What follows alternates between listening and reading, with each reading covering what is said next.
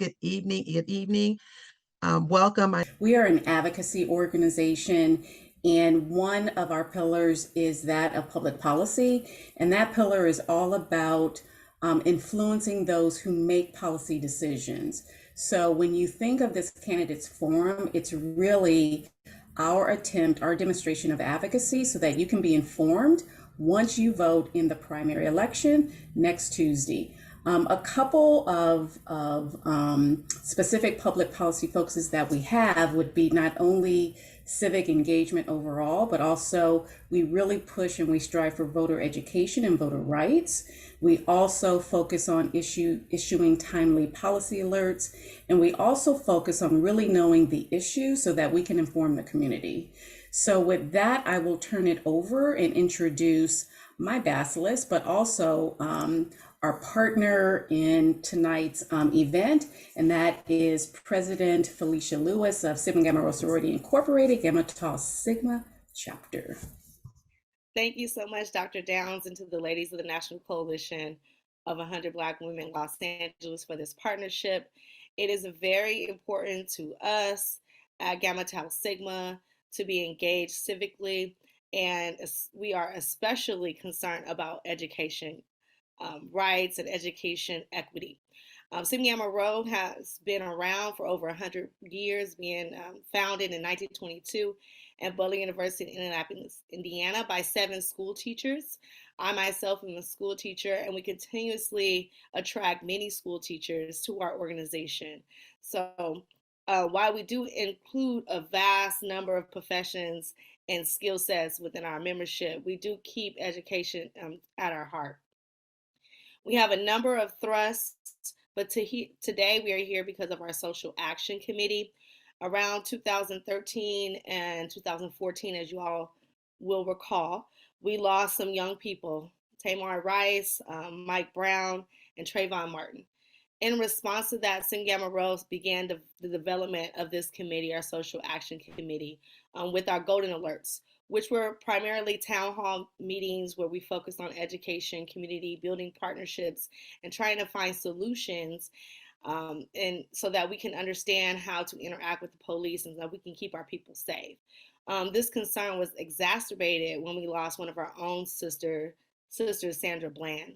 We have since included human rights as one of our thrusts under social actions as far as human trafficking. And then we have always been supporting voter drives and voter registrations. But as you see today, we are focusing on getting involved by educating our members and the greater community about local politics as well as the larger politics. So we're excited to be here today and excited about this partnership with the coalition so that we can educate the community about, who the candidates are, what they stand for, so they can make an educated decision. So thank you everyone for being here. And now I would like to introduce our facilitator for this evening.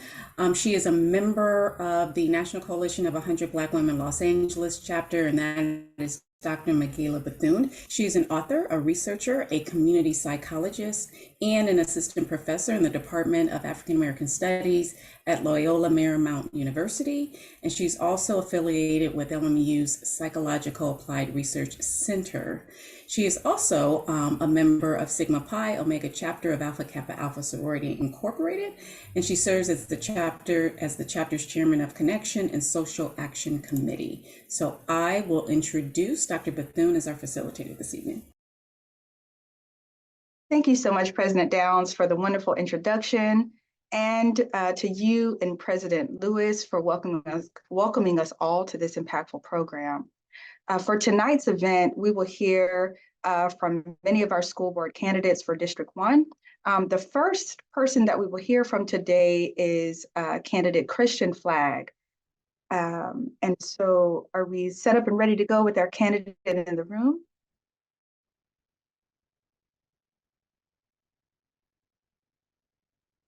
One second, Dr. Bethune, as they bring him up.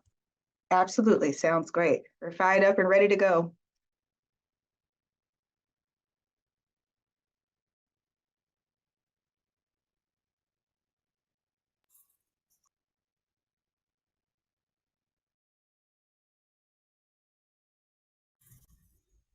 Can we get an update, please? A Christian flag?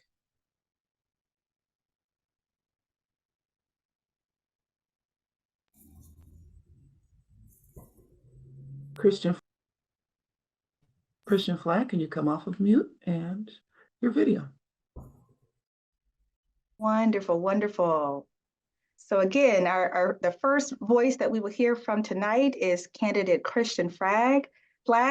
Christian, we will spend about 10 minutes on questions that we are presenting to each candidate, and then we will move into 5 minutes of questions that are introduced by our present audience. So just to kick us off, Christian, can you take about a minute first to briefly introduce yourself to our audience? Yes, good evening, everyone. Christian Flag, born and raised in South Central LA, proud husband, father, and educator for about 12 years, where I've done work starting anywhere from academic counseling to youth program development, program coordinator, to now where I serve as director of training at Community Coalition, helping to lead education advocacy work that's really rooted in systemic transformation of our public education system, much of which centers on the students and families and communities across South LA. Thanks so much. Well, we'll just get right into the hot topics. In LAUSD, the topic of school choice options and administration can be a contentious one. Can you share your perspective and priorities as they pertain to school choice? Yeah, I mean, I believe school choice is important. You know, it's a way that we actually empower our families to, really take agency in the education of their children, right? The public education system serves as an institution to partner with families in helping to cultivate and develop their young children. So it's really important for families to be able to decide, what is the best program, what is the best environment for my child. I myself actually benefited from the School for Advanced Studies when early on in those years in the early 2000s at Audubon Middle School. I had the beautiful honor of being taught by a lot of amazing Black educators, Black female educators actually over at Audubon Middle School, and then in the magnet program over at Crenshaw High School. And I always laugh about the fact that Miss Gavin, my magnet teacher, my magnet counselor, actually had conspire with my mom, unbeknownst to me, to send me to Georgetown College for a science program in the summer that I had no idea about, right? And it was just showed up, hey, you're going. And it's really rooted again in the programs that was available through attending the magnet program, the School for Advanced Studies. So yeah, the school choice is absolutely important. Sweet deal. Okay, so while we're talking about empowerment and we're talking about being able to craft our perspective, we want to hear from you about the Black Student Achievement Plan in LAUSD and how you propose to address the threats to its implementation and support. Yes, so actually the Black Student Achievement Plan is one of the reasons why, one of the core reasons I decided to run. So many folks don't know, even in the district, that Black Student Achievement Plan came from a community effort, right? The community work that I was at the center of, a community campaign to really say the district hasn't done enough for Black students for decades. And it was more that needed to be done, particularly to serve the unique needs. So pushing the district to adopt a whole new definition of Black student achievement, academics, social, emotional, and the development of positive cultural identity, right? Parents and families that I work with, we wrote that definition. And then furthermore, we pushed to say it's the psychiatric social workers, it's restorative justice teachers, it's academic counselors, it's a college transferable African-American studies course, right? It's culturally responsive curriculum across all education subjects that is needed, right? On top of the cultural, the community partnerships. And I've served beyond that at the negotiating table right, with the district, pushing them to ensure that the implementation is done properly across the last 4 years. And yeah, the real crux of it has been a lack of commitment and urgency on actual policy transformation. So there was a commitment in language and what was to be done. We pushed them on the money, right? We said, we're not taking empty promises. You have to show us your values through the allocation of actual dollars, right? Which we have increased steadily over the last 4 years. It was initially a $36.5 million initiative. We said, hey, that's not nearly enough, and have pushed them to now over 125 million, which we still say for 40,000 Black students in LAUSD, that's still not enough. But what we do know is that where it has been implemented well, the students are thrilled about it, right? They're raving about feeling heard, feeling connected, now getting connected to different resources that they never had before. But then we have a numerous amount of students and educators who couldn't tell you what BSAP was, right? These are BSAP staff members and faculty folks. There's been a really high turnover of faculty in BSAP because of lack of the infrastructure from the central district, a lack of urgency and commitment from some school administrators, right? Some principals, where we had other principals ready to go, jump in, but not having the support and training or other things to actually help facilitate. And then lastly, I'll just pause and say there's been the roadblocks, countless roadblocks embedded in the way the district functions, its policies, its protocols and practices that all along the way we say, hey, we flag that. That's a systemic barrier. You're not going to hire the people that want to do this work. Hey, that there, you're not going to be able to onboard community partners to actually do the work. And one of the number one responses we've got is that's not the district's policy. That's not how we do things. And it's only through sustained pressure that a lot of the gains have actually been had. Awesome. Well, we are very much coming up on time here. I will ask a very quick question and then a follow-up, which will probably close out my questions, and we will move to the audience. Very quickly, Christian, do you have children in your village that have been a part of LAUSD or this district that you're running for?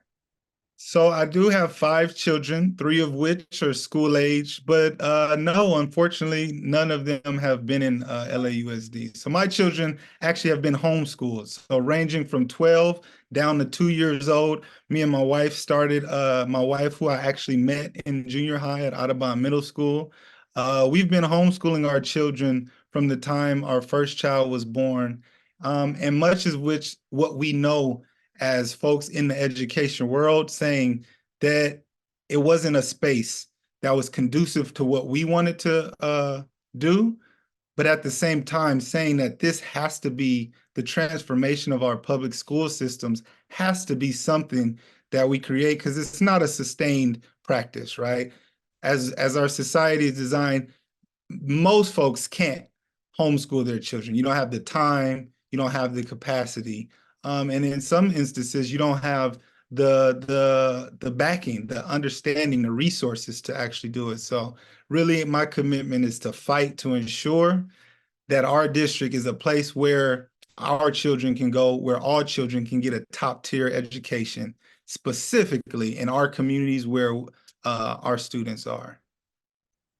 Thank you so much for that. I'm going to wrap my questions for now. We may have more time in the end in our session here, but we'll take some questions from our audience, and they'll be presented by Coalition Sister Twyla Peters.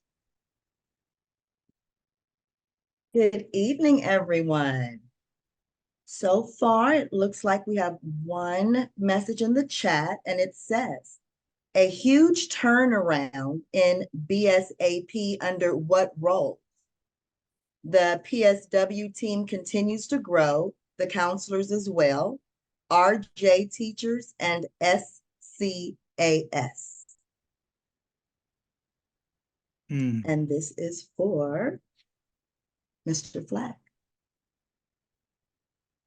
A huge turnaround under BSAP, in BSAP, under what roles? Under what roles is his question? Maybe we want to invite him to clarify. I'm not sure I understand. And this is Mr. Joseph McGregor. Mr. McGregor, if you would like to unmute and kind of elaborate your question, we can see if we can get it answered here. Hi.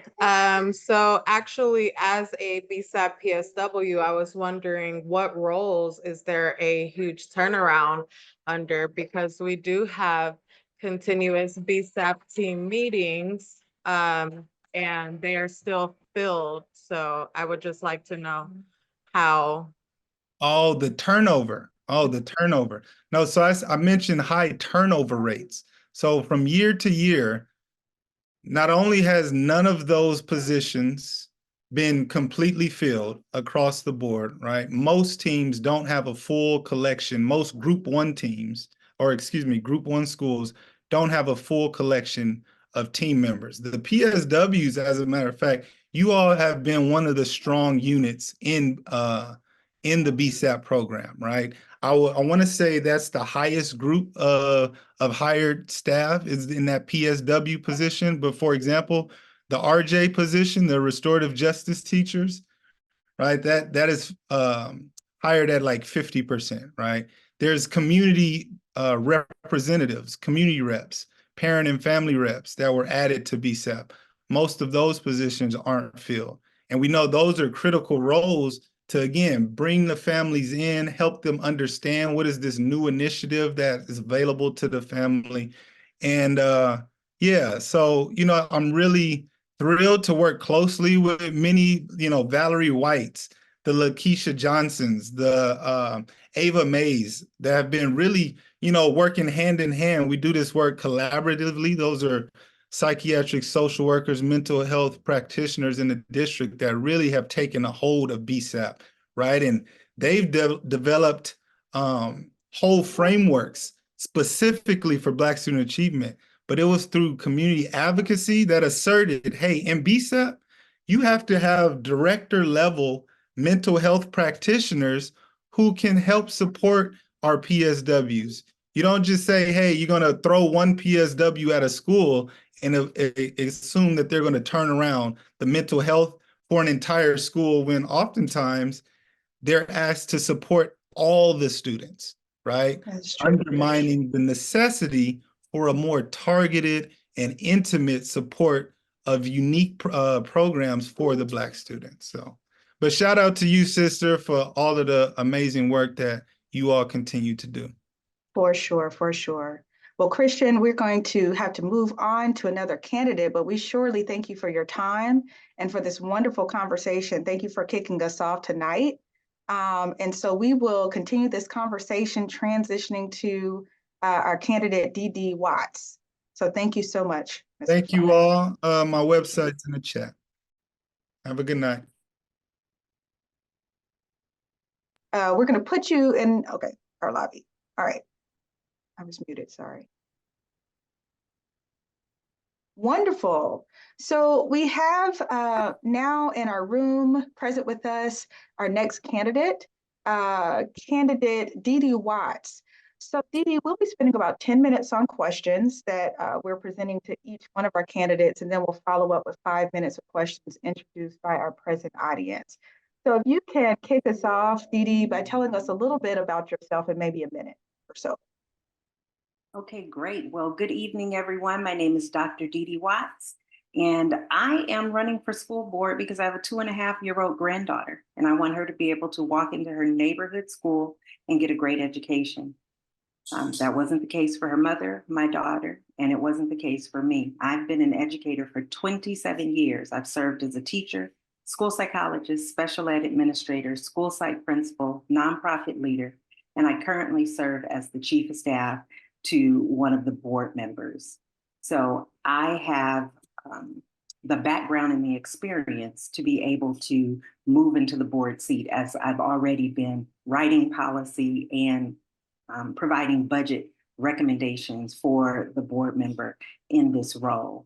And I am passionate about making sure that students who have been historically underserved receive the services and supports that they need, that special education students get the services and supports that they need, and that families are integrally involved in the decision-making process as we make decisions, because they are closest to the challenges, families and students, and they need to be closest to the decision-making process. So very good to be here this evening. Thank you so much. Well, we'll jump right in. In LAUSD, the topic of school choice options and administration is contentious. So can you share your perspective and priorities as they pertain to school choice? So, you know, charter schools and a parent's right to choose is extremely important. Parents need to be able to find a school that is going to be a good fit for their child. And as I stated earlier, I want my granddaughter and all of the students in the class of 2043 to be able to walk into their neighborhood school, whether that is their traditional district school or the charter school, because again, parents need to be able to choose the school that's going to be best for them. Charter schools are public schools.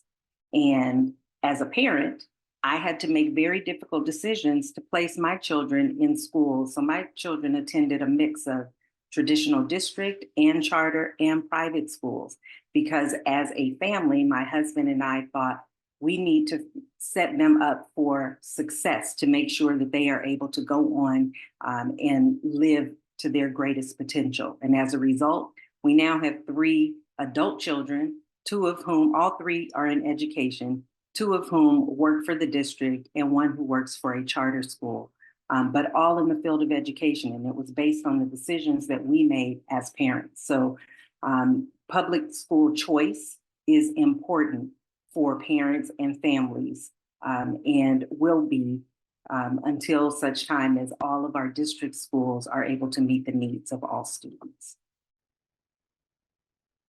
Thank you so much for sharing that with us. So can you tell us then a little bit about your thoughts on the Black Student Achievement Plan and LAUSD, and how you propose to address the threats to its implementation and its support?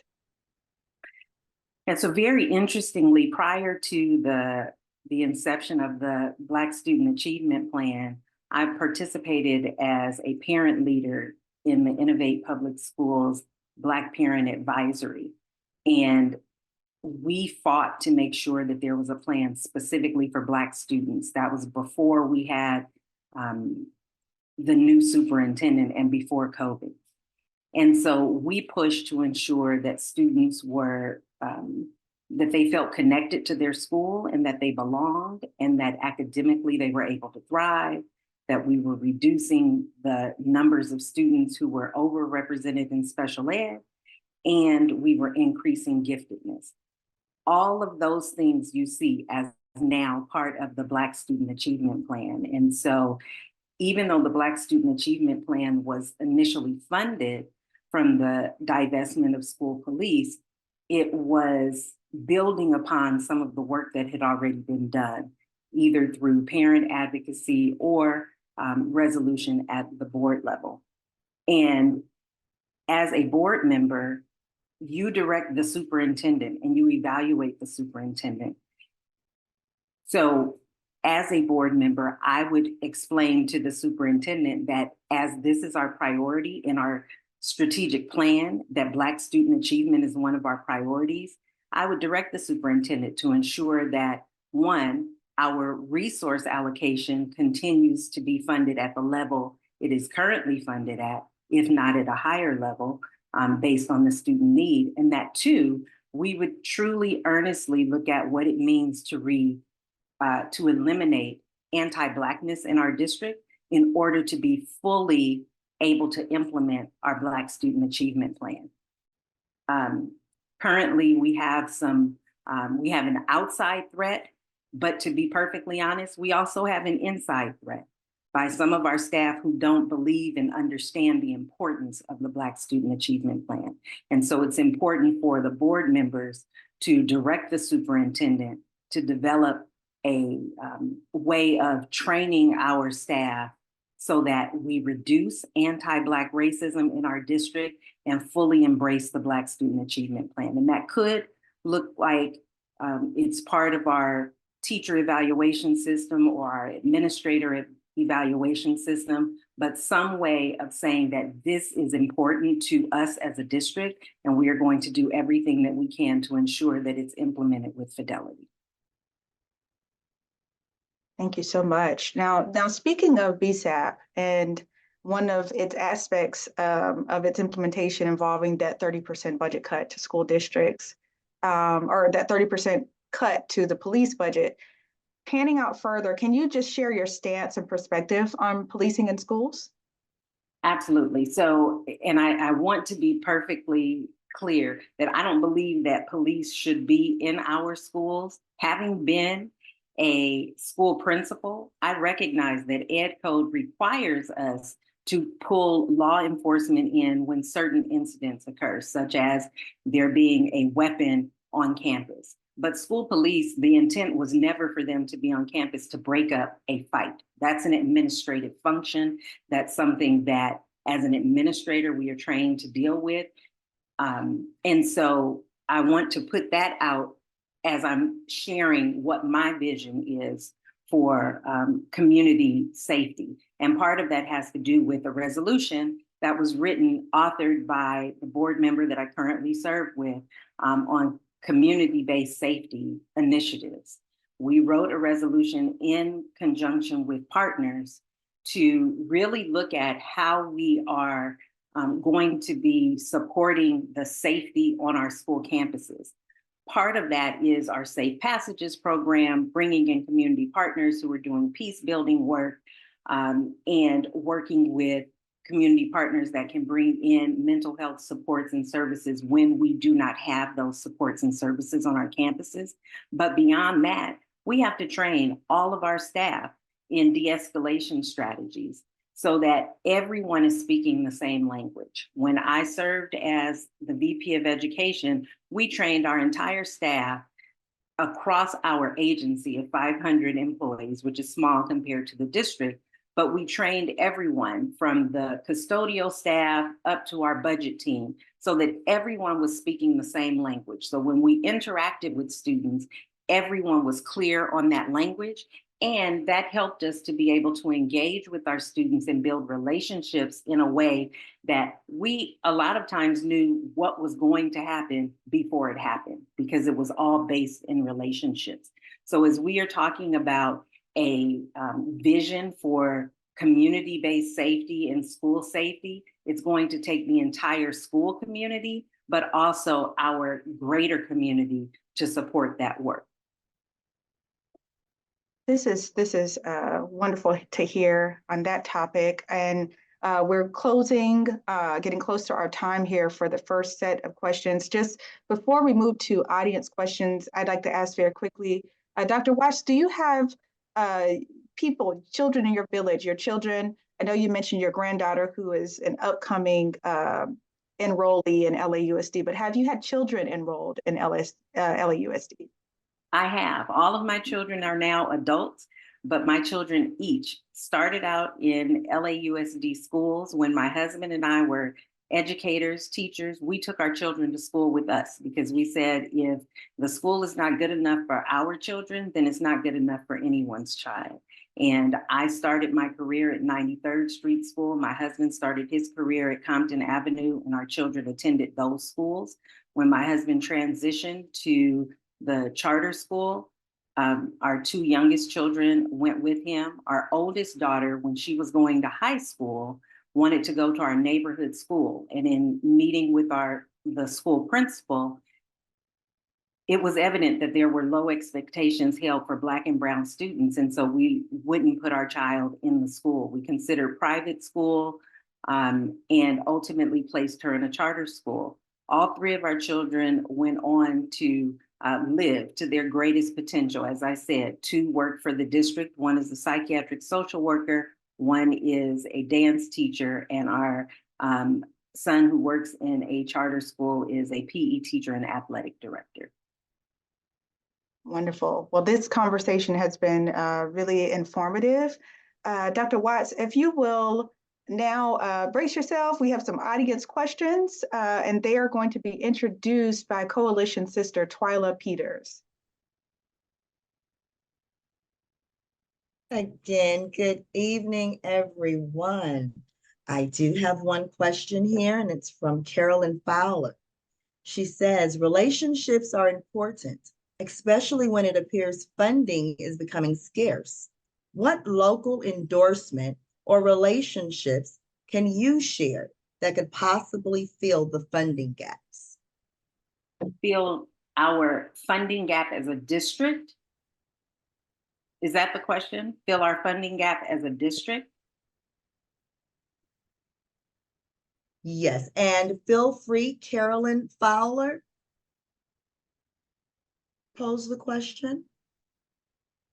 What local endorsements or relationships can you share that could possibly fill the funding gaps? Because relationships are important, especially when it appears funding is becoming scarce. I'm going to assume that the question is speaking to relationships with elected officials. So in my role as the current chief of staff, we've built relationships with our local council persons as well as our county supervisor. And so when we are talking about working together with community, we can look at our local city council person as well as our county supervisors and build upon that relationship. So if the question is, do I have relationships with the those local and county entities? Yes, is the answer. And when we're thinking about a funding gap, I think it's important for us to think creatively about how we are going to collaborate, again, across city, county, and the state level, and federally, to make sure that we are pushing the agenda of the district to ensure that we are filling in those gaps and that we are able to work with our Office of Government Affairs to push those things that are important to us. For instance, mental health services and supports. We know that we say we want mental health providers on all of our campuses, but we know that we can't fill that gap. And so we have to work with community partners who can do the work, but we also have to work with legislators to make sure that we are supporting the pipeline of new mental health professionals coming in. And so continuing to build on the relationships that have already been established in my current role as chief of staff will help us to continue to move forward with the needs of our students and the district. Thank you so much for that. And let's see, I think we have one more that just popped up. Feel free to put your comments in the chat as well.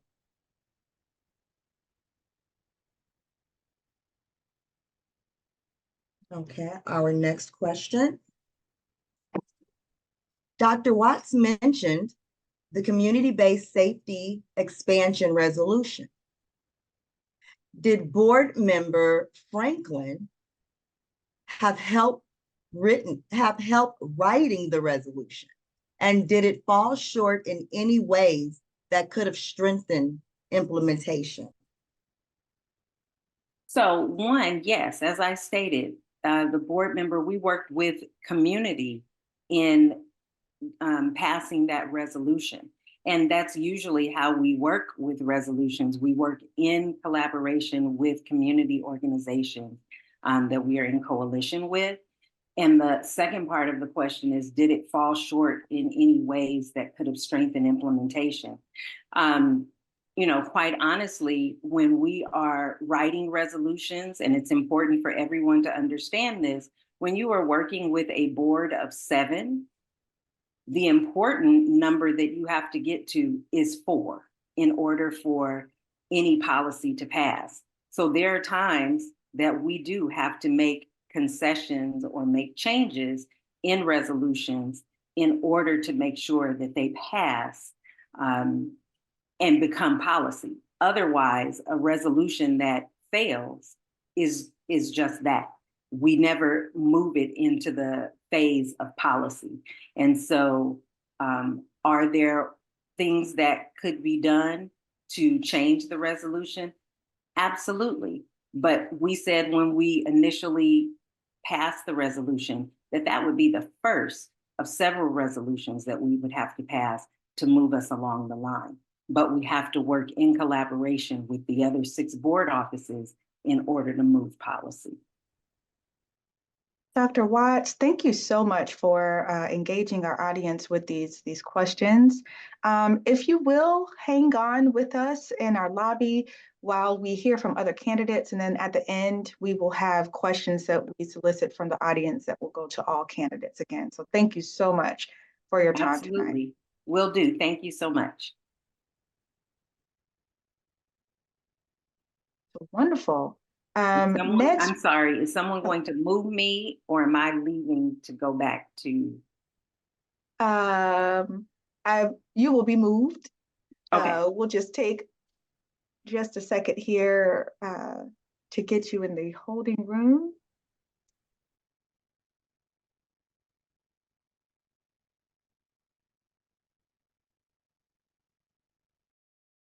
Dr. Bethune, our next candidate will then be Mr. Bransfield, and then he will be followed by Mr. Alim. That's the Wonderful. latest change, okay? So we're just waiting right now for Mr. Bransfield. Thank you. Thank you.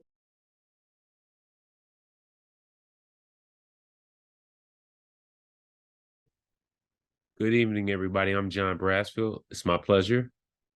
Wonderful. It's great to have you, John. My name is Michaela Bethune. I'm facilitating the conversation tonight. John, we will spend about 10 minutes on questions that we're presenting to each one of our candidates, and then we will move to 5 minutes of questions that are introduced by the audience present today. So in this first minute, can you just tell us briefly, like introduce yourself to us in about a minute or so? Yes, I'm John Bransfield.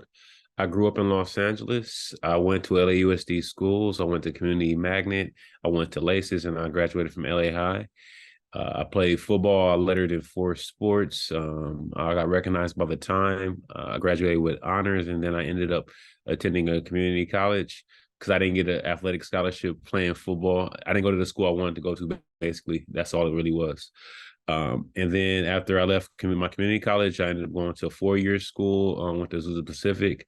I graduated there with my degree in business administration. There, I found a passion for special education. I work with the Special Olympics. I put a lot on sports. I love sports like that. But that day when I worked at the Special Olympics, I learned more about sports and myself than anything ever in life. They showed me that it was about competing, just being there, being able to compete.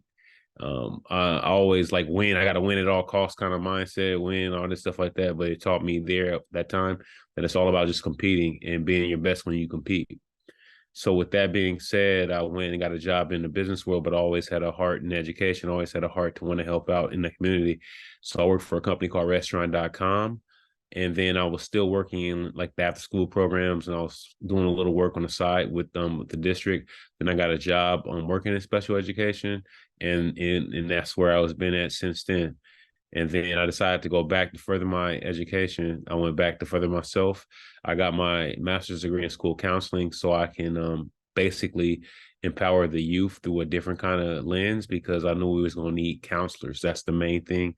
We have a lot of different people on campus, but teachers are the first counselors from me doing my research, right? So now I was like, you know what? Why don't I get some kind of training in this? And so I went and I got training in school counseling, and I already had training as a football coach and a basketball coach, track and field. But the counseling, it gave me a different, like developing the whole person, person-centered therapy. Just it's a whole bunch of different things that I was able to accomplish with that. And then I just kept on moving forward with that part. I did work within the Teachers Association, and far as like with different things in the community that I reach out to, far as like NAACP branches of Los Angeles. I worked with other branches too as well, different SEIU, Local 99, the international one too as well, and then some labor unions, just helping, giving back, and just trying to be a change agent for the youth and helping the community. Wonderful. Well, welcome, John. We'll get right into questions. The topic of school choice, options and administration can be contentious. So can you share your perspectives and priorities as they pertain to school choice? I believe that parents should have a choice. That's my main thing about with everything. The voucher system is great for certain places. Other part of the country, it works tremendously well, but in California here, school choice is the best. I feel that giving parents a choice and giving them the option to figure out the situation is the best thing possible. Transportation can be the key, right? But I also feel that we need to have every school feeling the same. So if we can do that, that deals with resources and also the people. So you can have people, right, and not have resources, or you can have the resources and not have the people. Why not have both? And I know how that looks like. I know how we can make that work. It's just thinking outside the box and also empowering the people around people in the community to do what they do best. And I'm good at that. And I think some other people that believe in that are already doing some things similar to it. And I think we just need to just get everybody on the same page. And that's what I want to do. Wonderful, wonderful. All right, well, can you tell us a little bit then about your thoughts on the Black Student Achievement Plan in LAUSD and how you propose to address the threats to its implementation and support? I'm excited for it. I'm glad people are coming together and doing something. I know that's something that LAUSD came together with other officials in the different parts of California too as well. I know they had a Black Student Initiative before too as well. That's still going on too as well. Helping with the community colleges and the four-year universities with having counselors and having people support while they're on campus, different things like that.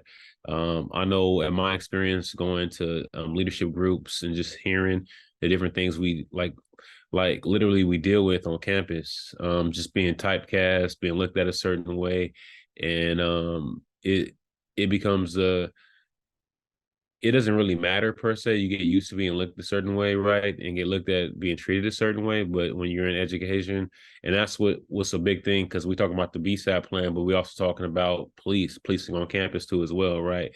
And in order to be in the least restrictive environment to grow, and that's what I learned from working education, we have to be comfortable in that environment. We have to be able to feel supported and flourish, right? I know BSAP took a little of the funding away from they was just redistricting the funding, right, to put it in the counselors. But the thing is that it's good to redistrict the money, but then also when it does come to safety, right, de-escalation strategies we have to have. So we have to figure out different ways to empower.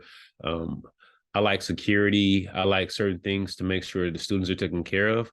These are the things that we need. But I'm very happy about that BSAP plan, and I'm going to take literally a lot of time and work with the people that's working with it. I know a few people that are working on it, and I heard a few people and I hear them, and then I'm connected with some of the coalition people too as well. Yeah, I'm just excited that we're doing something right now and we're moving forward. And I believe the budget they said was like $125 million. That's a good start to help this big district we have. John, it's interesting that you mentioned, school safety in this conversation. And so we know that one of the aspects of BSAP's implementation involved a 30% budget cut to school districts' police budget. So just kind of panning out a little further, can you speak in general about your stance and perspective on policing in schools? For sure. My main thing with police is I grew up with police in school, and I understand the purpose of why they're there. I also understand the purpose is to protect the community. My main thing is that the police are being used to engage with the students sometimes, and when parents sometimes don't feel safe with certain students, or when teachers don't feel safe, or when students don't feel safe with other students, right? A counselor's job, that's what a counselor's job is, a guidance counselor, or the healthcare professional, or a coach. That's their job, is to engage and make sure students are getting what they need. And coaching is caring, and parents are caring. All this stuff is connected. So my thing is mainly is that let police do their job as far as like what's going on outside of campus and understanding those processes. And that's a hard thing to do with the dynamics of the police environment. but the school police is basically the last level that we have before the real, and we call it real police, school police, whatever. School police has the same jurisdictions. They just can't typically arrest people to the certain magnitude of other people, right? But they really can. You know, their job is just to detain. So my main thing is that if we empower more of the school police, we can try to stop so much police violence in the actual city. But it's understanding through the school police. So my main thing is the school police do a lot of different things. I seen a school police officer get punched in the face, and I saw them not press charges against that student, right? So it's hard for me to look at one side and say, okay, the school police is not supposed to be there, because I was like, what would have happened if that school police officer wasn't there? Could they use different things? Could we have stopped that person? Yeah, or we would have had a liability, right? It would have been a lawsuit against the employees trying to stop this person trying to whoop somebody up right on the yard. So I gotta, she socked him in the jaw. What can we do, right? And it happens. High school campus, boyfriend, girlfriend, different issues like that. This is the things we deal with. And so we have to have the escalating issues, but when things go up, it is what it is sometimes, and you have to have that dynamic. So I think the school police has their burden they have to deal with, and they have their way that they can be beneficial. And I feel like we need to have more de-escalating training, hazmat training to empower the district and the students. We certainly appreciate your hearing your perspective tonight. So John, we're going to shift to questions from our audience. And they're going to be introduced to us tonight by Coalition Sister Twyla Peters. Good evening, Mr. Bransfield. Looks like Sister Twyla, you've muted. I'm sorry. Hello, everyone. I'm back. Mr. Bransfield, that was great. It was great hearing from you. At this time, there are no questions or comments in the chat. So give it back to you, Dr. Okay, sounds good. I actually have a question that I can pose really quickly. First and foremost, we heard your wonderful story about your experience coming through LAUSD. Do you have any children, village children, any little ones that are currently enrolled in LAUSD or in District 1 right now? Currently, I don't have any kids right now myself. I always wanted kids. That's one thing that I believe. Children is one thing. So in the future, I hopefully have some. I worked with a bunch of them, I would say. I developed relationships with a lot. I talked to a few people right now, students I worked with in the past, just to stay up with them. Some people are in school right now. They got scholarships, playing football at certain places.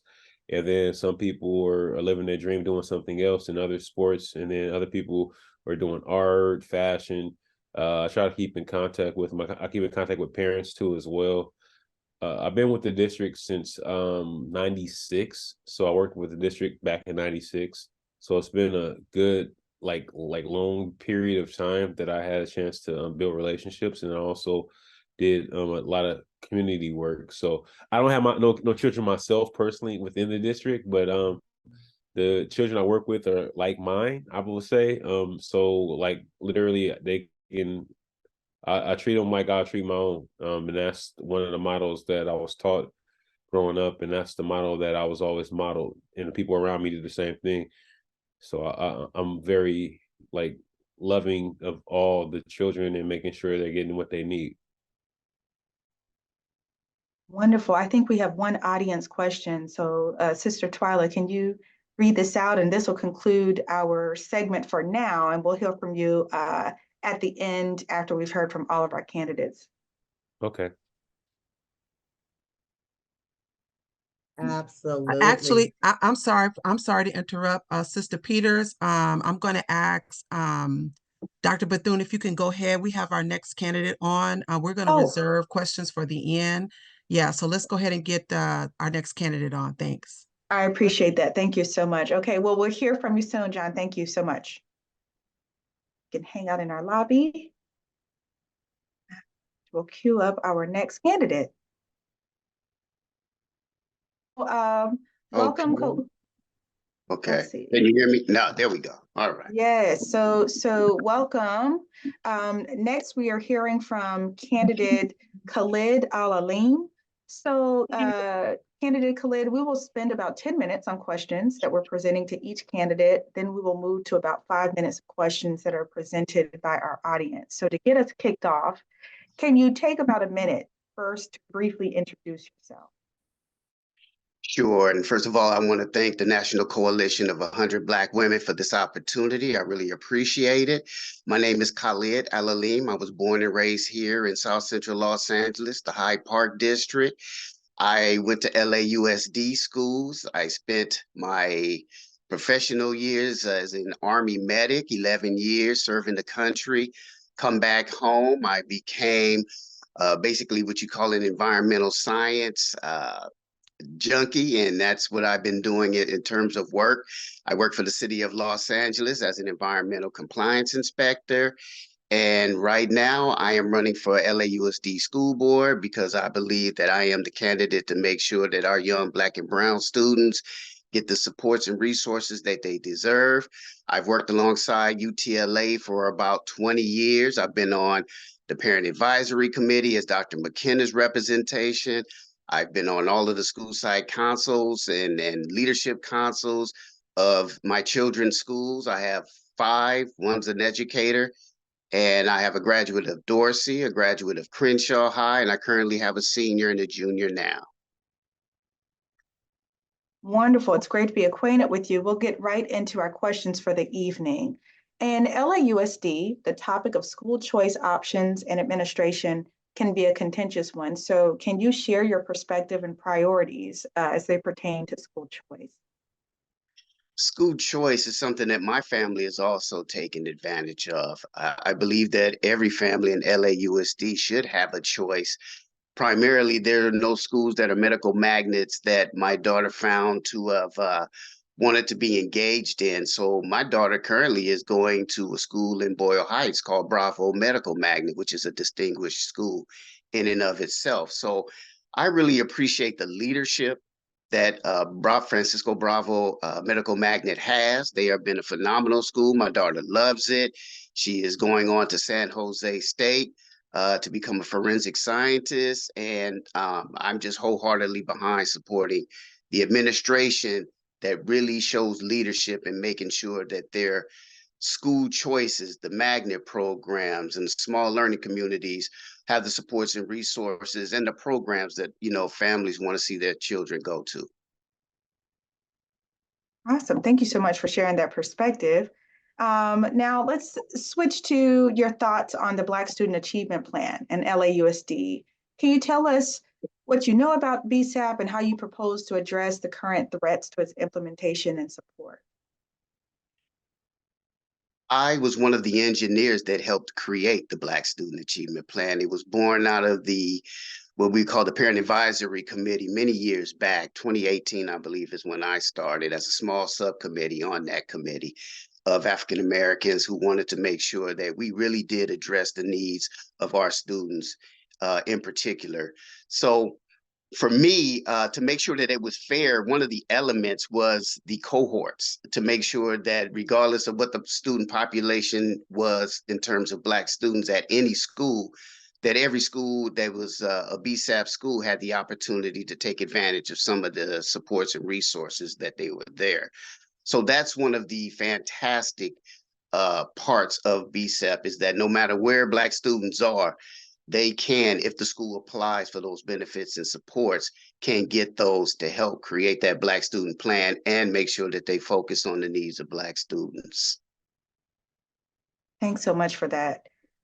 So just sort of linked to BSAP is, this notion about its budget being made available through a 30% budget cut in the school district's police budget. So can you tell us then, just panning out a little farther, what is your stance on and perspective on policing in schools? It's something that I've been fighting against for a very, very, very long time. I happen to be one of those parents that was helping students at a point in time when Mike Fuhr was the district attorney. We helped him to push and lead a committee, a Blue Ribbon Commission, to get rid of wanding and random searches.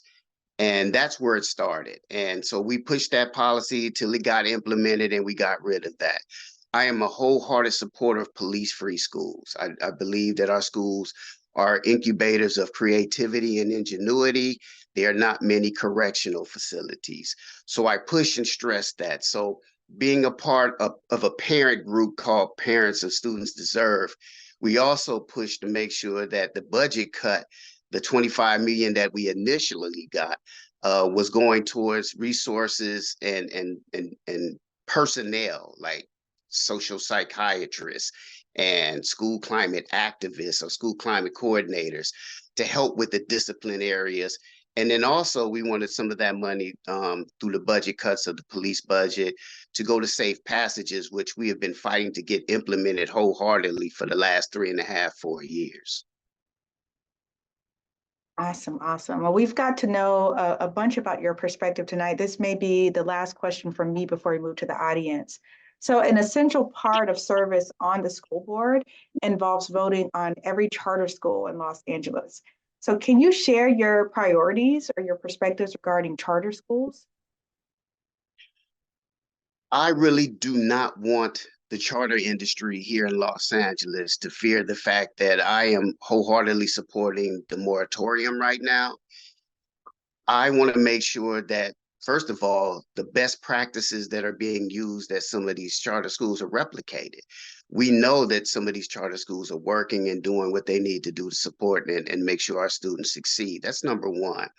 But number two, Prop 39 was written in a way where a lot of people took advantage of it. So we got schools that are failing, we got schools that are closing, and we got schools that are not paying the fees that are mandated through Proposition 39. So it has created a mess. So if I am elected to be on that school board, I would just not just null and void any charter school. I won't just sit back and just say, hey, I'm not approving any charter applications until such and such happens. I'm one to look at making sure that these charter schools are successful, especially in the Black and Brown communities. I will support them, but at this time, until we get some necessary issues straightened out that are of major concern, I am supporting the moratorium on the co-location and the new applications of charter schools. Awesome. Okay, so we've really gotten to know a broad landscape here of your perspectives on a bevy of topics. With the small amount of remaining time, is there anything else you would like to share about the platform that you're running on? Yes, thank you for that. I really appreciate the question. Basically, it's been, over 30, 40 years since we've had the ability to really take hold. We being the Black community of really taking hold and guiding what our students need, what our children need in schools. We have food insecurity. We have, internet insecurity. We have housing insecurity. There's a lot of trauma in our community, and we need to make sure that we have the personnel first and foremost to help support. So that's full-time nurses, full-time social and psychiatric nurses, school climate activists or advocates. We need to make sure that we have our Black student achievement coordinators on board and fully resourced and supported so that they can make sure that the instruction is necessary to make all our schools successful. And that includes charter schools, to move forward. And that's my platform primarily. I want to make sure that immigrant families are also being addressed, no matter what community that they come from. And so I'm just going to leave it there, but that's pretty much what I want to do when I first come in. Those are my first three priorities. And parent engagement is an utmost. We must get more parents involved in not only what's happening in that school, but also in the community. Awesome. So we have heard so much so far, but I think we want to switch to our audience questions. They're going to be introduced tonight by Coalition Sister Twyla Peters. Okay, good evening. That was great. So Good we do evening. have one comment. Let's get me back on there. And that comment says, and it was posed by Howard Bloom. When you say moratorium on coalitions, did you mean that literally, or that you support the recent revised board policy? That would be the recent revised board policy. Thank you. And just to clarify, are you saying, as the question was posed, they were asking about your support of that policy? Are you saying you do support the recent revised board policy? I'm just clarifying for the audience. Right. Oh, candidate Al-Alim? Okay. Sorry, you were muted for a second. We support the policy as written. So no, there are no changes. When I say moratorium, it's basically making sure that, you know, we all understand it. Right now, we need to do an audit basically of what's going on with the usage of Prop 39, what are the resources and where our schools are being harmed and where we need to make sure schools are being resourced so that there's no problems with the co-locating. That's my primary concern. Okay, so candidate Al-Alim, we're going to ask that you hang out with us a little longer. We'll put you in our lobby while we hear from another one of our candidates. And then we will have some questions to present to candidates at the very end of our program. But we thank you so much for joining us tonight and for this critical conversation. Thank you so much for having me. Awesome, awesome. So we will get to transition here to our next candidate.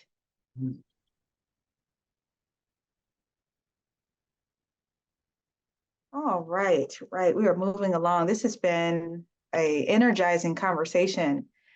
So the next voice that we will hear from is going to be Dr. Dwayne Davis. And so Dr. Davis, we will spend about 10 minutes on questions. And okay, these are questions we presented to each one of our candidates. And then we will move to about 5 questions introduced by our present audience. So to get us kicked off, can you take about a minute to introduce yourself briefly? Okay, good. Well, first and foremost, thank you again for making a concession to allow me to participate this evening. My name is Dwayne Davis. I am a longtime resident of Los Angeles, more specifically Board District 1, that being from Leimert Park to now being in View Park. I've been an educator for 30 years. I'm starting as a teacher's assistant, actually, from teacher's assistant to teacher, to principal for 11 years, to a director of instruction, to assistant superintendent of secondary ed, to deputy superintendent, to chief business official, and all positions in between that over the span of 30 years. I can say to you and all individuals here, I'm the only candidate here who has actually done the work, who has actually written the policies and put in place the practices that are necessary for our schools and our school districts to improve. Not just LAUSD, but all school districts. Wonderful, wonderful. Thank you for that introduction. So we'll get right into our questions this evening. In LAUSD, the topic of school choice can be a contentious one. So can you share your perspective and priorities as they pertain to school choice? Good deal. Well, so let me open this conversation up a little bit. I think oftentimes when people say school choice, they're speaking traditional versus charter. School choice is much more broad than that. Actually, I was one of the authors of Public School Choice 2.0 myself. And so understanding that school choice encompasses and embodies not only just traditional and charter, but also schools outside of your area. If there are some schools that have thematic units or themes behind them that a student would like to attend, then yes, those are all considered public school choices. And so if you're speaking more specifically about, because the debate oftentimes is between charter and traditional, I can say to you, I'm pro student success. And I say that because at the end of the day, our charter schools aren't doing as well as neither are our traditional schools are doing well. And so it's really upon us to make certain that we are educating our students, no matter what the choice is of the parent or the student, if that be homeschooling, if that be, as I did during COVID, running pods, or traditional school within their neighborhood, traditional school in some other neighborhood because of the thematic or the focus of that school, or being a charter school. And that's pretty much where it is. You got to forget, I have a code, so if you can't hear me, let me know, please. Oh, I think we hear you fine. If folks are having issues with audio, just let us know. Okay. Sweet deal. So let's move to our next question then. Can you tell us your thoughts on the Black Student Achievement Plan in LAUSD and how you propose to address the current threats to its implementation and support? Okay. So part of this, you got to have a historical perspective. And that's something I can tell you none of the other individuals have, because they haven't been in the seat, nor have they been in a position to know the history behind the Black Student Achievement. I know right now the flashpoint and the cry is around today's what's considered Black Student Achievement Plan. But nonetheless, this goes back decades. I was talking earlier today to individuals that spoke about Black Student Achievement Plan. I want to let them know that this isn't something new. Yes, it has been, if you will, a manner in which we have tried to capture all of the resources and put them together under a writing and a plan. But that's just what happens oftentimes. We always write plans. We write plans every time we write a plan, and then we write another plan after that. But more specifically to your question, we're talking about Black student achievement. I'm full and sole support of that. And we could talk back to Norman Lemoyne when we had our AMP program. That was even before they were speaking about standard English learners. And if we're speaking more directly and more specifically about today, understand this: the Black Student Achievement Plan will eventually, within the next year, and you can mark my words on that, is going to end up changing its name as well, because it's considered race-based Black Student Plan. And so our Governor Newsom, has put in place the equity multiplier, which not only includes Black students, but all other students of color and people of color as well. And so that entire plan will be deployed throughout our district, not with just Black students, but with all students. And I understand this. Our Black student achievement, our Black students are the ones that need the most help. And that's an issue that I take with all schools every time, because each and every time that we have something that addresses our needs, we always have to share it with someone else, if that makes sense to you. Indeed, indeed. Okay, so speaking on BSAP, we know that one of the aspects of the BSAP's implementation involved a 30% budget cut to the school district's police budget.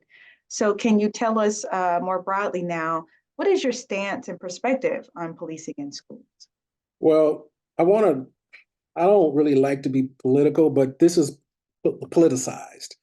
Part of the reason, and I'm glad that you couch it like that, but perplexed that you couch it like that, because what they have done is created and made the BSAP, the Black Student Achievement Plan, a political football. And understand, when it gets to a point where we have issues within our community and the public begins to have a public outcry for more public safety, where do you think they're going to get the money from?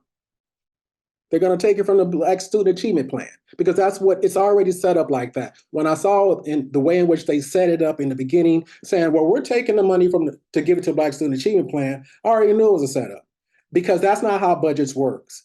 You may not know, but not only have I been an assistant superintendent, deputy superintendent, but I'm also a state certified chief business official, where I've been responsible for the entire fiscal health of a school district. But you don't take money from one program and stick it to another program. Now, what you may do is take money from a program, put it in the general fund, and reallocate it. But you don't say, you don't ever pose one program or policy over another, because now you've created a toxic and a negative relationship between the two. Your question being, what is my take on police? I'm in full support of it. And I have to say this to you, very much like I was speaking about folks having a very myopic view about public school choice.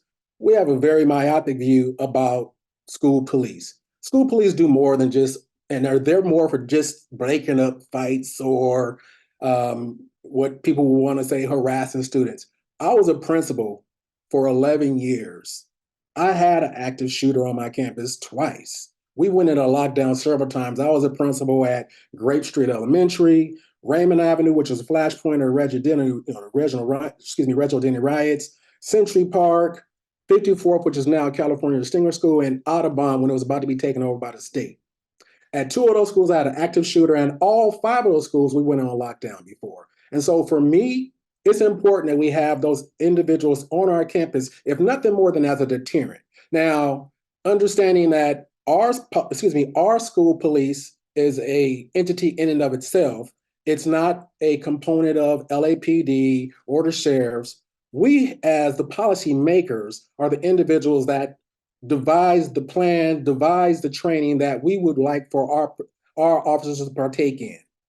That being relationship building, emotional sensitivity, cultural sensitivity, so forth and so on, so they can better engage with our students. Now, I do understand that, yeah, I can tell you I was one of the students that were being harassed, if you will, because I got pulled over. There are certain places that would, even with, no matter where you go, you're going to have to deal with those things. But back to the school, we have to make certain we train our officers so that they understand the cultural sensitivity, they understand the students' emotional needs and the trauma around our students as they deal with our police officers. When we do that, and we are because that is our police enforcement agency, then we have the responsibility of ensuring that they are developed correctly and that they're adhering to the policies that we put in place and that they're evaluated based on how they're adhering to those policies. Now, we appreciate your response to that question, in particular how you respond to the framing, the larger narrative that we are drawing from to frame the question around budget and policing. So it's great to hear your perspective and how you would represent it. Now, what we will do is at the end of this forum here, we will have questions that we collect from our audience more broadly. So Okay. if it is fine with you for you to hang around a bit in our lobby and then return with us in just a few minutes here, we'll hear more from you. Yeah, I don't have a problem, but please forgive me. I'm bouncing between two events right now. And so I will go on mute and hear and try to hear as we Okay, move sweet forward. deal. Okay. Well, you'll be able to rest a bit in our lobby and then we'll bring you back in closer to the end. Thank you so much, Dr. Davis. All right. Awesome. So we will get transitioned here to our next candidate for the evening. We are moving right along.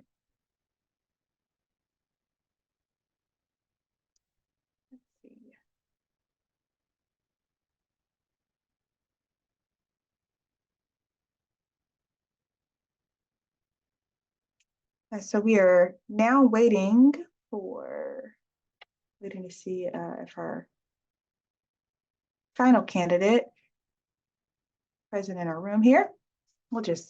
Here we go. Our final candidate that we will hear from tonight is candidate Charlotte Hendy Newbill.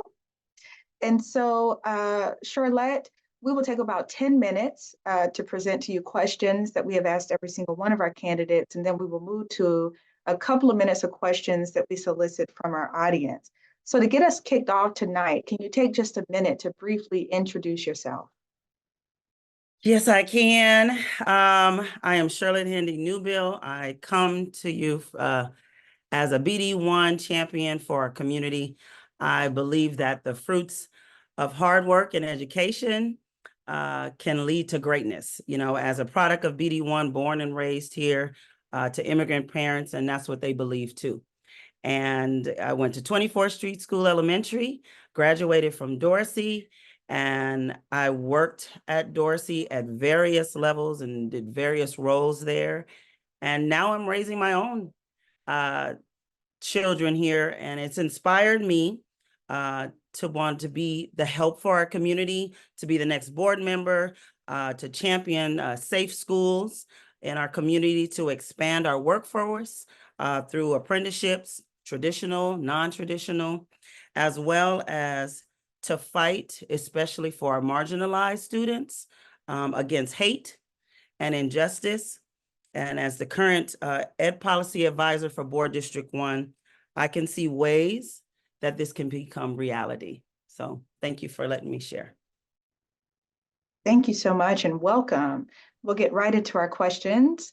The first of which is on the topic of school choice options and administration. So we know this is a contentious topic. Can you share your perspective and priorities as they pertain to school choice?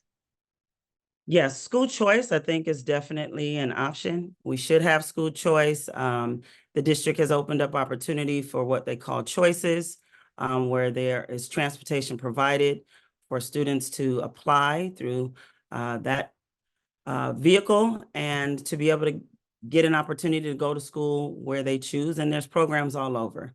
Oftentimes, school choice is connected to our charter program.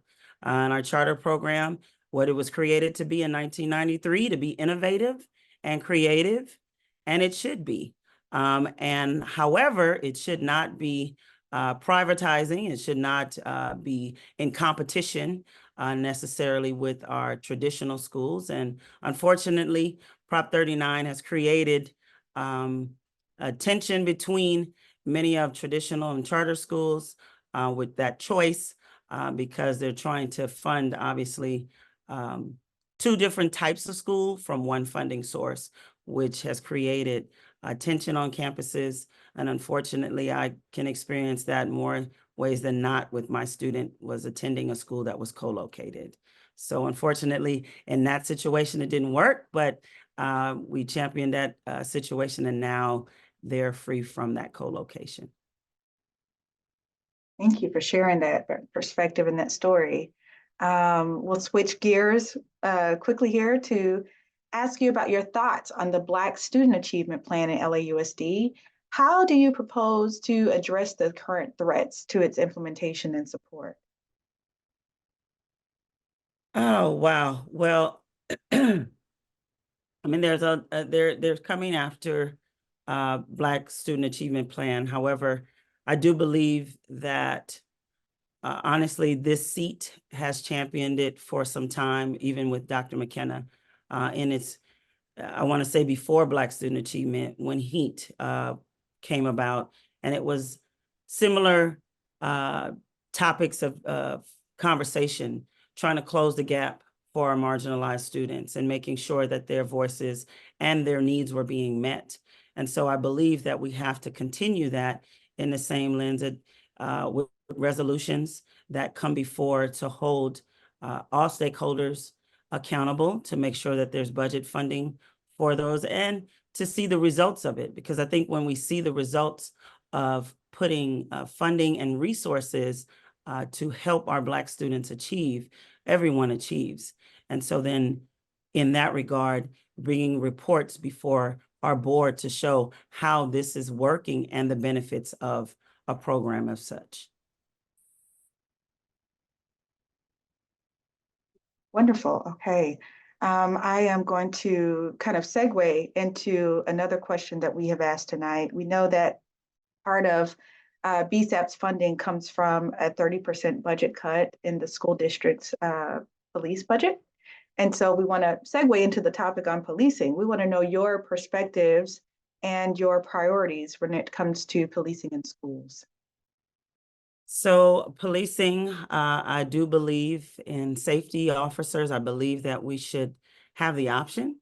According to our state ed code, we can create comprehensive safety plans school by school. And I believe that our schools should have the option. Now, this board district is vast. We go as far south as almost Gardena, and we go as far west as West LA, Overland, Castle Heights, and then we go north to Burroughs, and then to the 110 freeway on our east. And each community is different. And I've spoken to families in each community, and some communities love the fact that they would have a police officer driving around their campus to make sure that their campus was safe and their students were traveling through and fro. And then there's other communities that say, no, we don't want that. We would rather have a more innovative program of safe passage that would respond.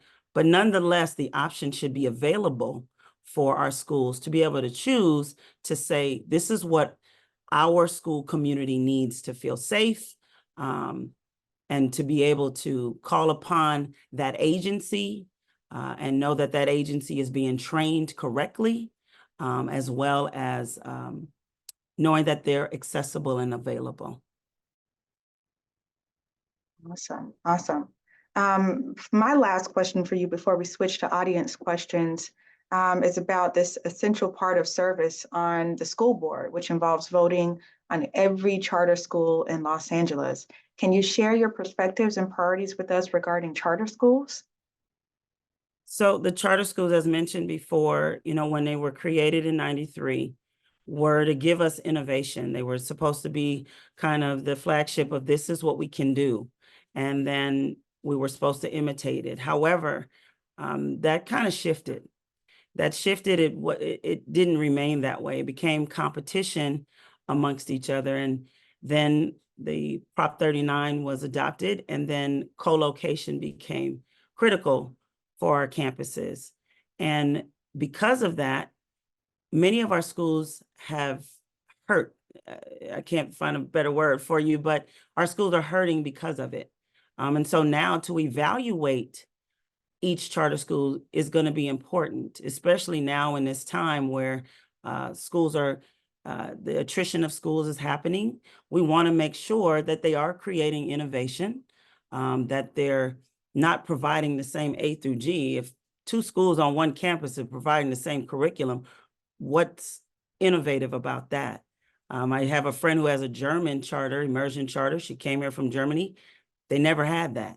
She created this German charter, and now, of course, her children get to be immersed in German, and it's something innovative. And so if it checks the box for innovation and it's creating that, and the co-location is not hurting our other students or hurting any students for that matter, then I think it's going to be a successful opportunity. But it is going to be school by school going through to make sure that it's meeting the mark.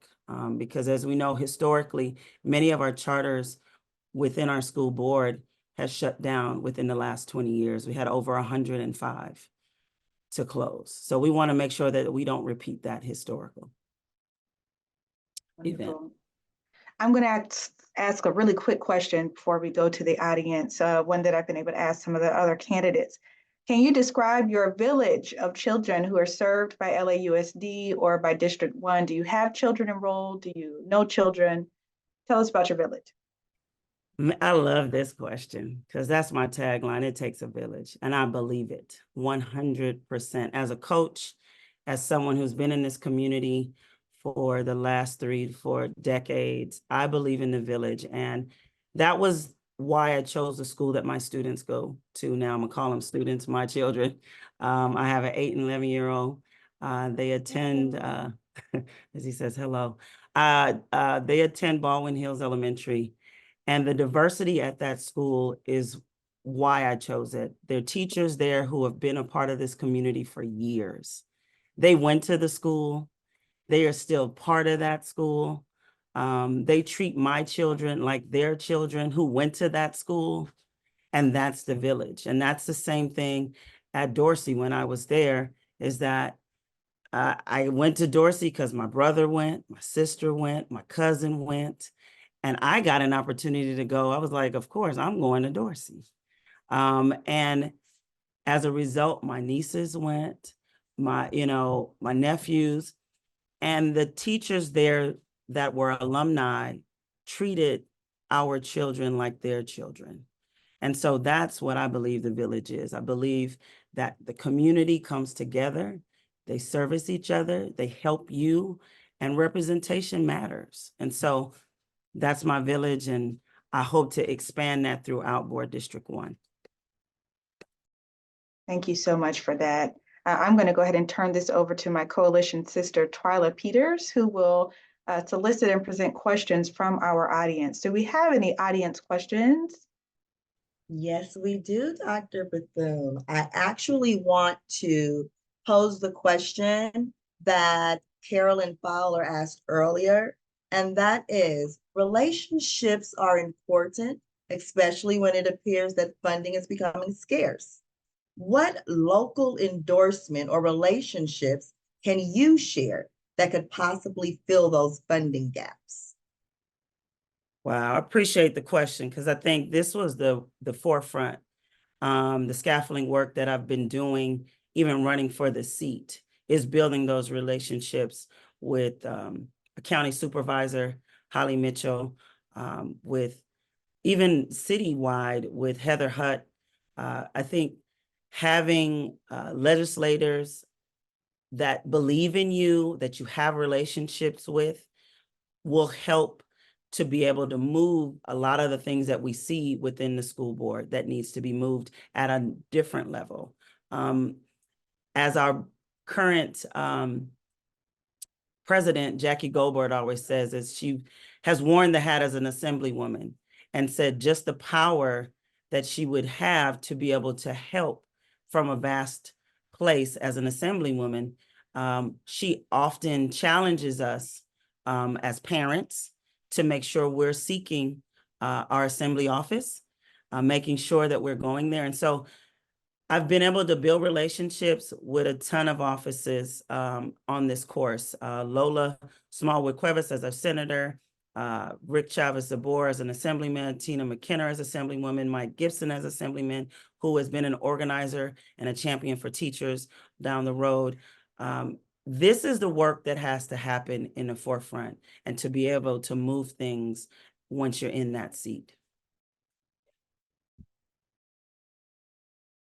Excellent. Thank you so much for that. And back to you, Dr. Bethune. That would be the end of the comments.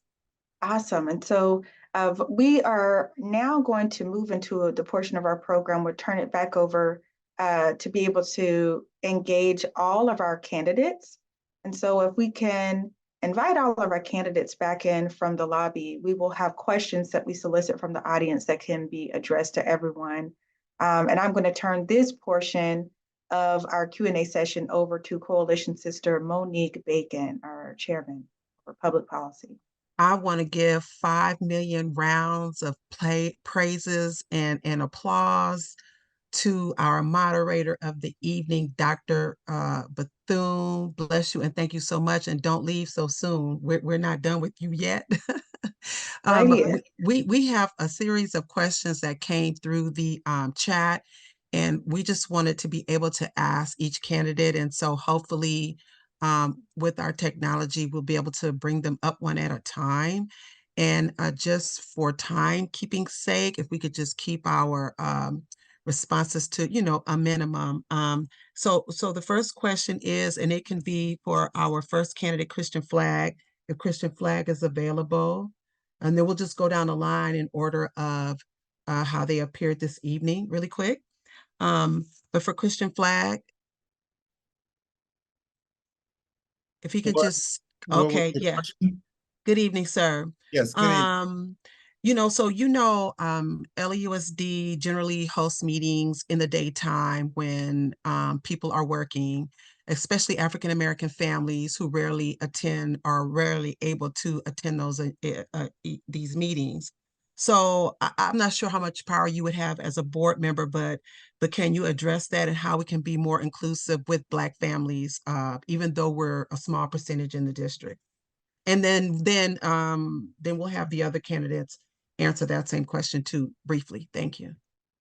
Oh, absolutely. So all of my recent work in the last 4 years have been education work is rooted in community organizing. So that's literally what we do, is bringing the people together. And anytime we're dealing with the community, we have to make certain accommodations given life, right? So hosting meetings in the daytime doesn't make sense. We always push on this BSAP steering committee where we sit as a community partner coalition, community coalition. We've pushed for that to be an open space to invite parents and students to have food at the meetings, right? That's one of the big things. You got to have it in the evening when parents are available. You got to have food because you're serving families that would be otherwise eating, right? So that absolutely is a top priority. Shared decision-making is a core component of what I think we need to empower our parents and community to do in the district. So it's not only what we do, but how we do it. Okay, wonderful. Let's hear then from Dr. Watts. What are your ideas for addressing this? Can you please repeat the question? The question was in terms of accommodating the schedules of folks who are most marginalized from meeting participation. What are some innovative ideas that you have to lean more into parent and community engagement? I paraphrase that a bit differently, but generally that. No worries. I appreciate the rephrasing. So one of the things that I do in my current role is assist with our listening sessions and community conversations that we have with the families. And we do host those meetings in the evening, particularly so that parents are able to participate and so that students are able to participate. And I think that it is important for us to make ourselves available, as our constituency are the reason why we would be in the seats, right? And so we have to make sure that we are making space for those voices to be heard when we have an assembly. Now, if you are speaking specifically around the board meetings starting at 1 p.m., that's a greater conversation with each of the board members and the board secretariat's office to make sure that we are able to look at how we structure our meetings and whether or not the meetings remain in the same format that they're currently in, i.e.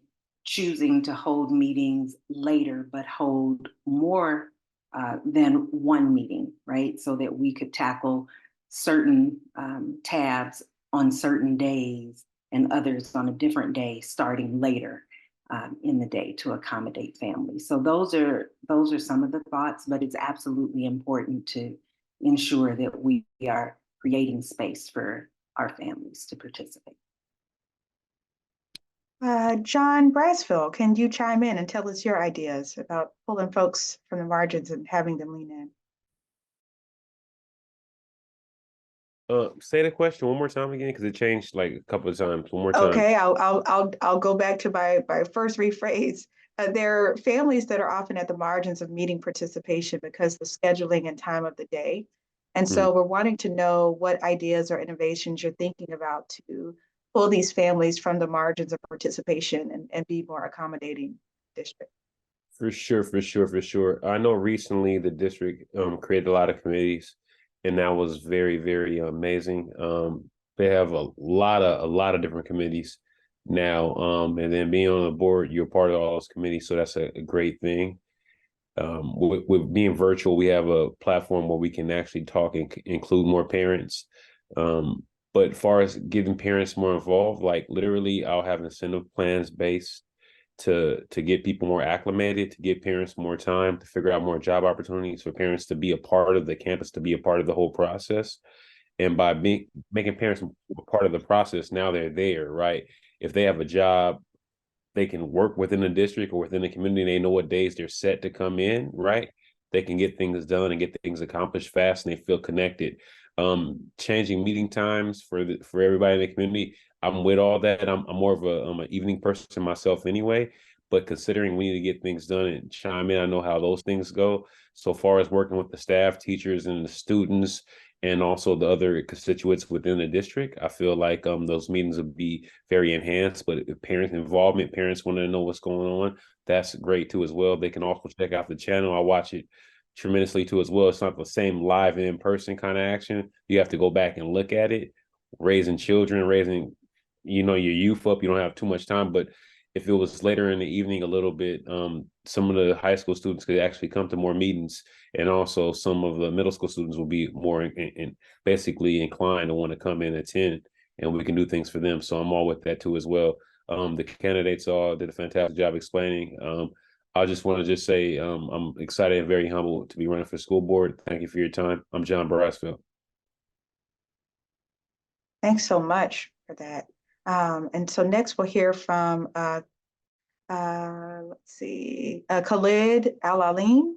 I see that you are back on. We've asked a question about meeting times, school board meeting times, and the fact that families are often at the margins of that experience because of scheduling. And so we were wanting to know some of your ideas and innovations around getting families more engaged in these meetings and what accommodations might be made. Thank you for the question. And it's really simply, just a matter of just making it more holistic, making it more village-like. So at one point in time, I was the president of the Park Mesa Heights Community Council. We had an office, and in that office, our community was, readily available to use it for whatever they needed to do in terms of community development.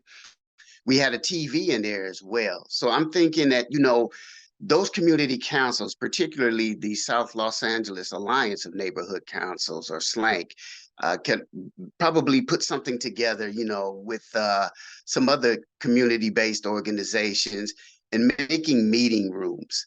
And those meeting rooms have a TV and, you know, a telecom where they can actually engage the school board. So that way, for those who cannot leave the community and get down to Beaudry, and for those who may not have the means to be able to watch it at home because of poor internet service, which is another issue that I'd like, you know, LAUSD to address, we can use those issues to help move forward a vast majority of our community to get involved in those meetings. All right, wonderful. Thank you so much for those ideas. Let's hear now from Charlotte Newbill. I know I Yes, saw. Okay. I'm here. Okay, wonderful. There you are. I'm here.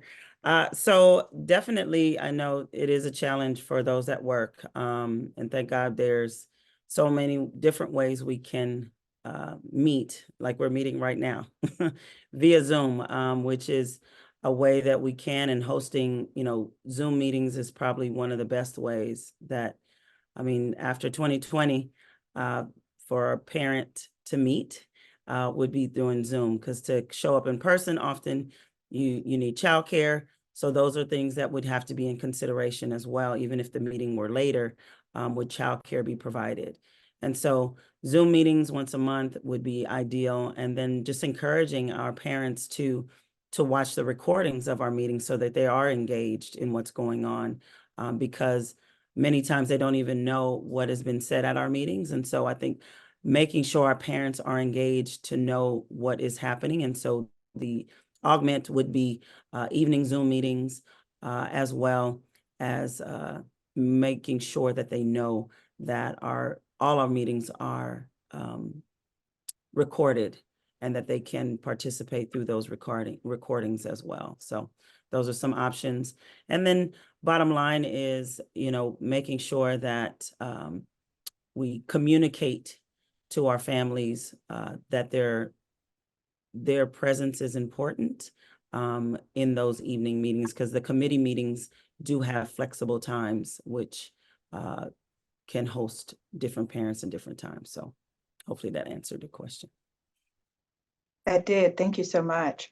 I know we are we have a little over 10 minutes left in our program. So I'd like to solicit a question from Coalition Sister Bacon that can be asked for a speed round format. Just a minute here from all of our candidates with a question that we've solicited from our audience.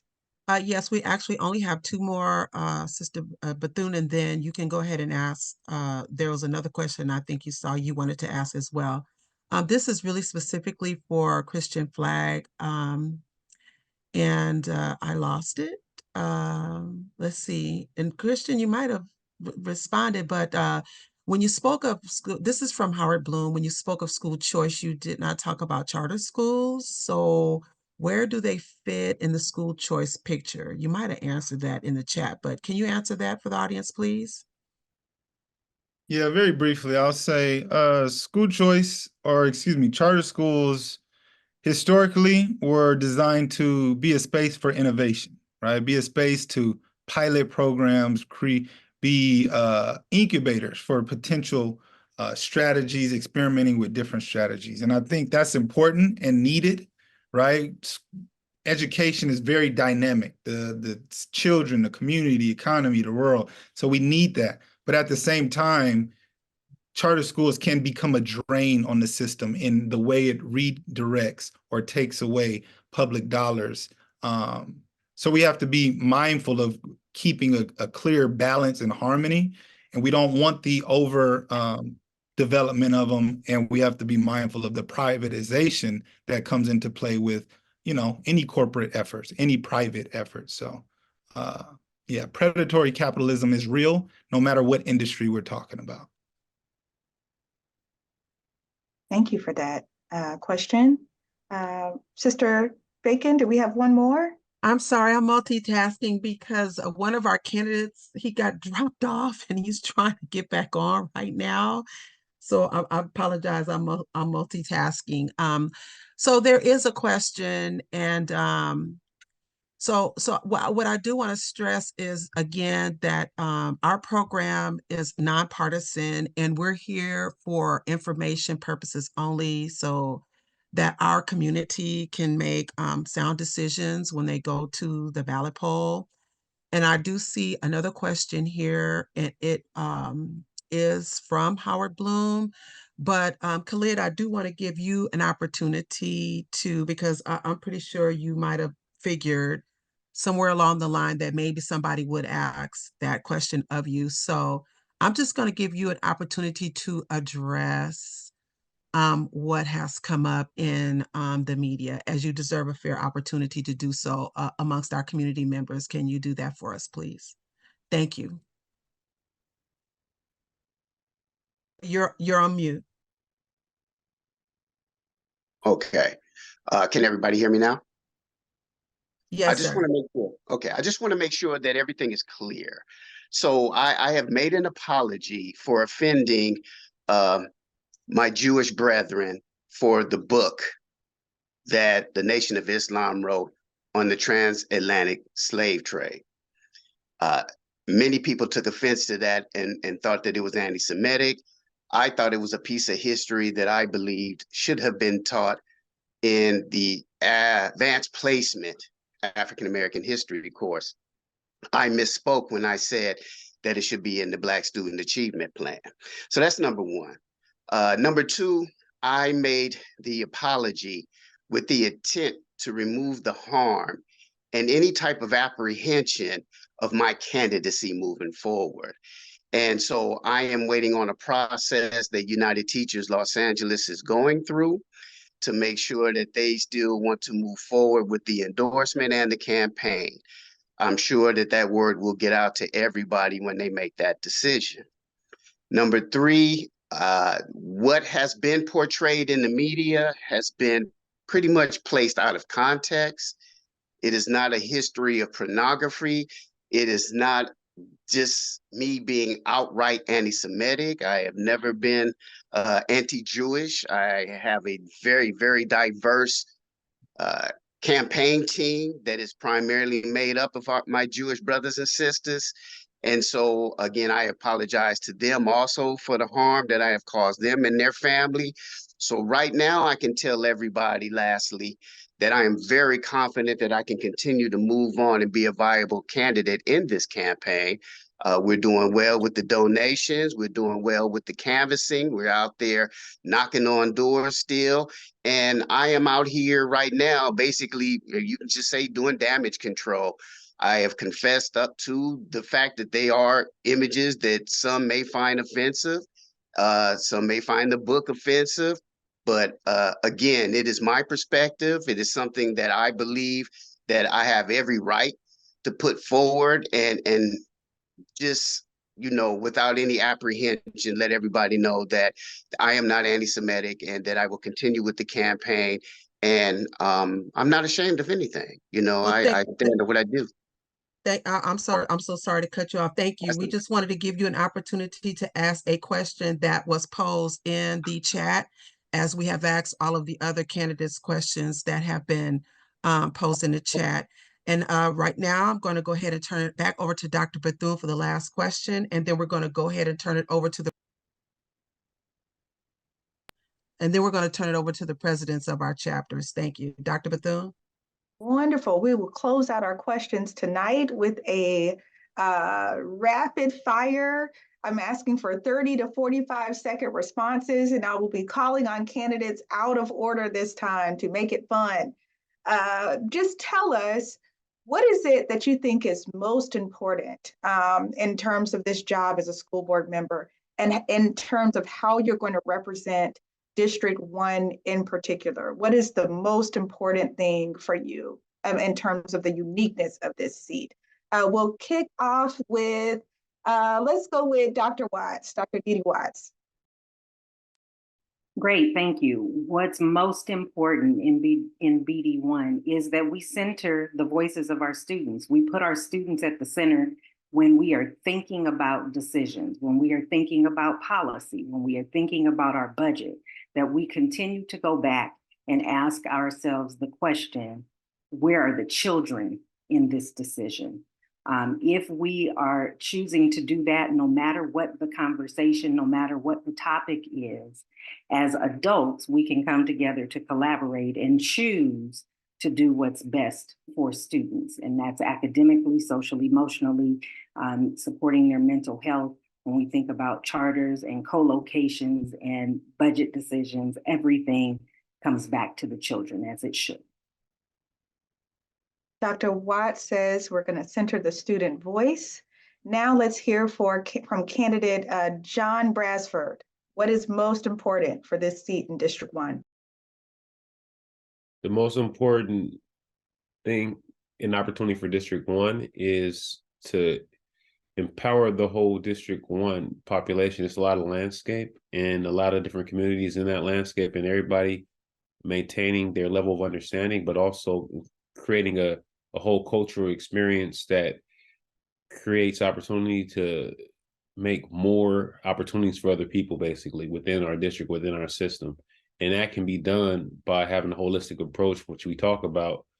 But it becomes, can you really shape that, right? Can you really shape it with policies? And can you really shape it with a resolution and get people to resonate that in their mind to actually want to go out there and do it? Some people can do it themselves. I did things myself, but that doesn't move as fast as when you have people spirit behind it and everybody's helping. Like I said, I started, and I told people this before, I started a positive behavior support program for students to do the right thing. A lot of the students were already doing the right thing, parents, good parents, taking care of everything. Some students need a little guidance. So whatever the case may be is, once it kept on getting bigger and I did it at multiple places, it became its own event. What I'm saying is that we got to set the boundaries to create that platform, to create the policy, get people excited about going to these meetings, talking, getting things done fast and efficient, moving quick, because we have Zoom, we have Skype, we have all these platforms we can use, and also educating them for they can be more self-sufficient. And the students are doing a fantastic job. Parents are working extremely hard. Educators are working hard, just getting everybody on the same page together. I'm ready for it, John Brasfield. Sounds good. Let's hear now from Khalid Al-Alim, most important in District 1 school board seat. Oh, let's get you unmuted. Sorry about that. The most important thing right now, real quickly, is to get the superintendent to do his job. Right now, BSAP is in jeopardy. We still haven't passed Safe Schools passage. We need personnel. We need personnel. We need personnel. We need Black male teachers in front of the classroom, teaching subject matter like advanced placement, calculus, trigonometry, all that good stuff. We need reading comprehension to get up to the levels that it should be so that our kids are English 101 proficient when they leave high school. Just holding the superintendent accountable to make those things happen. And I will not be one of those board members that'll just rubber stamp a budget. I need the budget in enough time to make sure that I thoroughly go through it so that I can understand and then be able to transfer that information out here to the public board District 1 members, communities, that this budget may or may not fly, and we need to do something about it. Thanks for that lasting impression. Now we're going to hear from, let's see here, we have Charlotte Hindi Newbill. Take us away. Most important for District 1 seat. Most important, I believe, is representation matters. Board District 1 has been historically to represent our African-American students. So I think that's critical, but checking the box in so many other areas too. Having experience and expertise matters. I think as well as the village concept matters. Making sure that we believe in our students, we believe in our families, we're meeting them where they're at. We're giving them the tools to be successful. We're helping them to believe that they can be successful. We're changing the narrative for them in our communities, and we're providing resources to do that in our communities. I think it's very important because representation matters. We need to help our community understand and believe that they can champion anything, they can do anything, and that we're going to help them with the resources to do that, especially our families, our single moms, those individuals within our community is so important. And so the village concept is very important to make sure within BD1 that it's felt, it's believed, and it's shown in practicality. So that's what BD1 needs, and they need that from someone of BD1. Thanks so much for that perspective. I will say we have word, Dr. Dwayne Davis has been having some technical difficulties being able to rejoin this convening tonight. And so I just wanted us to know that that is why we have not been able to hear from Dr. Davis in this particular segment. And so we will be closing out with the lasting impression from Christian Flagg. What's most important? District 1 seat. Yeah, what's most important is the revitalization of District 1. It's a explicit and urgent commitment to actually addressing and transforming things, policies, practices, and protocols that's been allowed to continue for decades, right? We've allowed a culture of neglect of Black students, a culture of neglect of Black families, a culture of neglect and of educators who want to support and do more, right? We've paused them. So we have to bring a deep commitment to transformation, doing things differently. For 20, 30 years, we've been remixing the same strategies and ideas, saying and thinking we're going to bring something new forward out of that. So what we brought forward with the Black Student Achievement Plan, with the dollars that we pushed and got tangible resources to back it, but didn't get the actual policy transformation for implementation, that's what we have to bring forward with this seat. That's what I'm committed to do. And yeah, my record speaks for the way that I've worked in partnership with board members, active current board members, and have addressed acting superintendents, administrative directors in this work. So thank you for your time and I appreciate it. Awesome. Thank you so much, Christian. Okay, so thank you so much. We extend a wealth of gratitude to all of our candidates who have joined us this evening for this meaningful connection. We are pleased to have offered this opportunity for this nonpartisan conversation to present this information to our community. And I would be remiss if I didn't thank the solid rock that is our wonderful audience that has come out and spent a couple of hours with us tonight, hearing from our educators, our public servants, and our village leaders.